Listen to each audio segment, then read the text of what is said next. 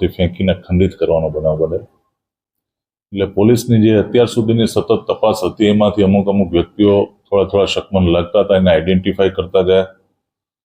એ identify કરતા એક વ્યક્તિ રમેશ ભટ્ટ કરીને, કે જે અગાઉ મંદિરમાં 3 માસ માટે સેવાદાર તરીકે પગારથી રોકાયેલો હતો અને ફોટોગ્રાફીનું કામકાજ કરે છે, એ ફિરોજ ભુવા ખોટું કાંઈ કાઢતા નહીં, આ બધું હટાવવું જોઈએ. નહોતી એને મને દીધી છે, હું ભૂલું ને મને મારી મોગલ ને મારે ફિરોજભાઈ ઉપર મને પૂરો ભરોસો છે, મને ન્યાય જોઈએ છે.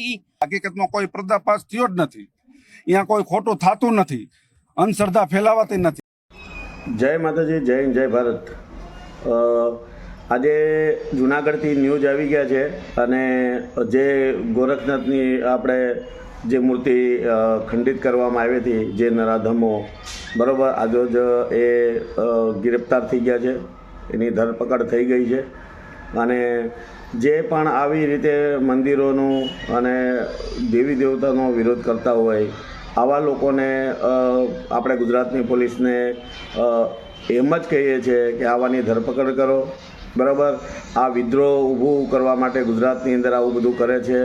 અને જુનાગઢથી આ 2 નરાધમો અત્યારે હાલ LCB જે છે એની ધરપકડ કરવામાં આવી છે. બરાબર, એકનું નામ કિશોરભાઈ છે અને એકનું નામ રમેશભાઈ કરીને છે. અને આગળ એના હજે પૂછપરછ ચાલુ છે કે આ કયા કારણે વસ્તુ થઈ છે. બરાબર, તો જે કાંઈ ભાવિક ભક્તો જે છે બરાબર, અત્યારે બહુ સારા સમાચાર આવ્યા છે કે જુનાગઢની અંદર થોડા સમય પહેલાં જે મૂર્તિને ખંડિત કરવા જે નરાધમો કોશિશ કરી હતી એ હાલ અત્યારે એની ધરપકડ થઈ ગઈ છે અને LCB દ્વારા. તો એને પાછળ શું કારણ હતા, શું લેવા આ લોકો આવું કરે છે, તો એનો પણ હમણાં પર્દાફાશ થવાનો છે. અને એક બીજી વસ્તુ એ સાથે કહી દઉં કે જે હમણાં થોડા સમય પહેલાં જયંત પંડ્યાએ જે ભુવાને પર્દાફાશ કરવા માટે જે વાત કરી હતી, તો એ કોઈ પર્દાફાશ થયો નથી. બરાબર, કારણ કે ફિરોજભાઈ ભુવા છે એ ક્યાંય પણ કોઈ આસ્થાને ઠેસ પહોંચાડતા નથી, કોઈની પાસેથી 1 રૂપિયો પણ લેતા નથી. અને એના સાથમાં અસંખ્ય લોકો જે જાગૃત છે, જે ધર્મને માને છે, જે આસ્થાને માને છે. બરાબર, તો એને ક્યાંય પણ એ ભુવાજીએ અંધશ્રદ્ધા નથી ફેલાવી. બરાબર, આવી રીતે આ જયંત પંડ્યા કંઈક ને કંઈક ખોટી રીતે કરી અને આવા જે ભક્તો ભાવુકોને અને એની આસ્થાને ઠેસ પહોંચાડે છે. બરાબર, તો આ વસ્તુ યોગ્ય નથી. અને જયંત પંડ્યાને કાયદેસર રીતે જે કાયદાકીય રીતે જે આસ્થાને ઠેસ પહોંચાડી છે, તો એને એના ખિલાફ જે કાંઈ એક્શન લેવાય. બરાબર, કારણ કે જયંતભાઈ પંડ્યાને માલુમ થાય કે જોયા જાણ્યા વગર બરાબર તમે કોઈ પણ ભુવા પાસે જાઓ તો તમે એની સ્ટડી કરો, એ લોકોના આજુબાજુ વિસ્તારોમાં તમે પૂછો, સલાહ લ્યો, એની જાણકારી લ્યો કે એ વ્યક્તિ ધતિંગ છે, એ ભુવો પાખંડી છે કે નથી. આવું પહેલાં તમે નક્કી કરી લો અને પછી તમે કોઈની રેડ પાડો તો ચાલે. પણ કોઈ સાચા ભુવાની સાથે તમે આવી રીતે જે વસ્તુ કરો છો તો એ પણ બહુ ગલત છે. અને પાછળ હું વિડીયો નાખું છું અને એના સપોર્ટમાં અસંખ્ય લોકો જે આવ્યા છે બરાબર, એમનો ખૂબ ખૂબ ધન્યવાદ. અને અમે પણ એને ખાસ સમર્થન આપીએ છીએ. બરાબર, કે અમારી જ્યાં આસ્થાને ઠેસ પહોંચાડશો તો અમે કોઈને છોડવાના નથી. અને હું એટલું કહું છું, બીજા જે મુસલમાન જે છે, મુસ્લિમ લોકો જે છે, આ ફિરોજભાઈ જે છે એ માં મોગલના ભક્ત છે, ભુવાજી છે. બરાબર, અને અત્યારે જે એના ખોટી રીતે એને ધતિંગ જે એનો પર્દાફાશ કરવા માટે કર્યો છે, તો બધા એક થઈ અને સપોર્ટ કરો.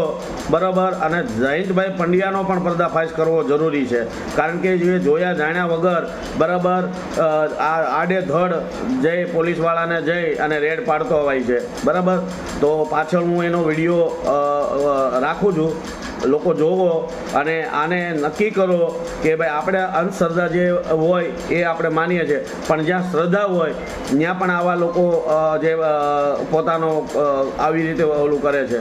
તો હું પાછળ વિડીયો નાખું છું, જોજો. જય માતાજી, જય હિન્દ, જય ભારત, જય મા મેલડી. ગોહિલ છું. હું અહીંયા 13 વર્ષથી આવું છું. મને ન્યાય જોઈએ છે. મારા ભુવારા અન્યાય થાવું જ ન જોઈએ. હું હતી નહીં અહીંયા, હું ચપ્પલ પહેરીને આવવા જ ન દેતા અંદર અહીંયા. મને વિશ્વાસ છે મારી મા મોગલ ઉપર. આ મારો છોકરો દેખાડું તમને કે એને 13 વર્ષ દીધો છું. બધે જાય, મારી કુળદેવીએ જાય, મારી મા મોગલે સાંભળ્યું છે અહીંયા. ખાલી લાવો તો મારા મહાવીરને તમને દેખાડું કે મારી માએ કેવા પરચા દીધા છે ને એમ. મહાવીર લાવો એને. દ્વારા ધાગા ન હોય એને ખાલી આ વિશ્વાસ છે મારો. જો મારો વિશ્વાસ છે આ એનો. આ મારી માં મોગલે દીધો છે. આનાથી વિશ્વાસ શું હોય મારી હાટો કયો? તમે બધા માની ઓલાદ જ છો ને કે વિશ્વાસ નથી તમને કોઈ નહીં. મારી માંગણી એ છે કે મારી માં મોગલ ઉપર છે ને અન્યાય થયો છે ને થાવ જ ન છે. ચપ્પલ પહેરીને ગયા છે, ચપ્પલ પહેરીને મોઢામાં જોડું લઈને આવજો તો જ હું માનું કે મારી માં મોગલ હતી. આવશે ચપ્પલ પહેરીને. મારો વિશ્વાસ છે, જે મારો વિશ્વાસ હતો ને આ છે એ મારી માં મોગલે દીધો છે. હું ભૂલું નહીં કહી એને કે કેવો મારો મન. મારી માં મોગલે મને ખાવા દાણા નહોતો એને દીધું છે બધું. મારી સંતાન નહોતી એને મને દીધી છે. હું ભૂલું નહીં. મને મારી માં મોગલ ને મારા ફિરોજભાઈ ઉપર મને પૂરો ભરોસો છે. મને ન્યાય જોઈ છે. હું એક લેડીઝ ને મારી રજા લેડીઝ ઉભી છે એમ. ત્યાં બધી ભક્તો છે એ મારે બધા હારે ઉભા રહેશે. તારીખ 7ના રોજ મંગળવારના દિવસે આવેલું છે. ત્યાંના ભુવા છે ફિરોજભાઈ શ્રી.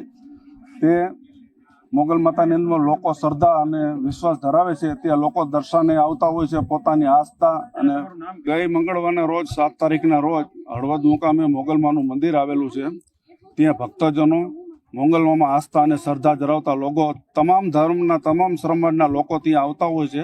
ત્યાં પ્રસાદ, આરતી, માતાજીના ગુણગાન ગવાતા હોય છે અને એની સેવા ચાકરી આ ફિરોજ ભુવા કરતા હોય છે.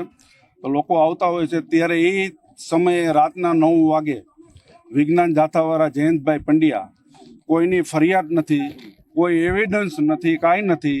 ત્યાં લોકો 500-700 માણસ હાજર હતા. ત્યાંય પણ એની કોઈ ભુવા વિશે કે મંદિર વિશે શ્રદ્ધા અંધશ્રદ્ધા ફેરાવે કે દોરા ધાગા કરે કે પૈસા લે એવી કોઈ જાતની ત્યાં પણ ફરિયાદ નથી કરી. 1 કલાક ત્યાં એ રોકાણા હતા. પોલીસ સાથે પોતાની ટીમ સાથે આવ્યા હતા અને ભક્તજનોની લાગણી દુભાઈ એવી એની કાર્ય પદ્ધતિ રહી હતી. એની સામે અમે આજે એસપી સાહેબને એના વિરોધમાં આવેદનપત્ર આપ્યું છે કે અનલીગલી કોકની પ્રાઇવેટ મકાનમાં ઘૂસવું વિના મંજૂરી વગર અને જે નથી કાર્ય થયું એ કાર્યની બહાર આવીને બાઇક આપી અમે પર્દાફાશ કર્યો. ત્યાં હકીકતમાં કોઈ પર્દાફાશ થયો જ નથી. અહીંયા કોઈ ખોટું થતું નથી, અંધશ્રદ્ધા ફેલાવાતી નથી ને કોઈ દોરા ધાગા થતા નથી, કોઈ પૈસા લેવાતા નથી. હા, માણસો મંદિરે આવે છે પોતાની શ્રદ્ધા અને આસ્થાથી જે માનતા રાખતા હોય માનતા પૂરી થતી હોય છે. તો લોકો ભુવાને એમ કહેતા હોય છે કે પ્રસાદી રૂપે અમને દાણા આપો, એટલે ભુવા એમને દાણા પ્રસાદી રૂપે આપી દો. એ લોકો માનતા હોય છે, એને શ્રદ્ધા છે, એને વિશ્વાસ છે. કોઈ જાતનો પર્દાફાશ નહીં, કાંઈ નહીં. છતાંય બહાર નીકળી ભુવા આવે છે અને મંદિર વિશે અને ભક્તજનોની લાગણી દુભાઈ એવી એને બાઇક આપી કે અમે પર્દાફાશ કર્યો. હકીકત એવું કાંઈ છે નહીં. પર્દાફાશ કે કાંઈ થયું નથી, કોઈની ફરિયાદ નથી કે ત્યાં કાંઈ થયું નથી. એના વિરુદ્ધમાં અમે એની સામે કાયદેસરની કાર્યવાહી કરવા માટે એસપી સાહેબને આવેદનપત્ર આપ્યું છે. અને બીજી વખત આવી રીતે મંદિરની અંદર પ્રવેશ ન કરે. અહીંયા ધાર્મિક વસ્તુ કે માતાજીના ગુણગાન ગાવા એ પહેલાંય ચાલુ હતું, અત્યારે ચાલુ રહેશે. ભુવા ગુણગાને ગાશે, ડાકલા વાગશે અને બધુંય થશે. અને જયંતભાઈ પંડ્યાને આપના મારફતે કહી છે તમે દર્શન કરવા આવો, તમારા માતાજીમાં શ્રદ્ધા હોય તો એને અમે આમંત્રણ આપી છે કે અહીંયા કોઈ ગેરકાયદેસર વસ્તુ થતી નથી. રમેશભાઈ રબારી.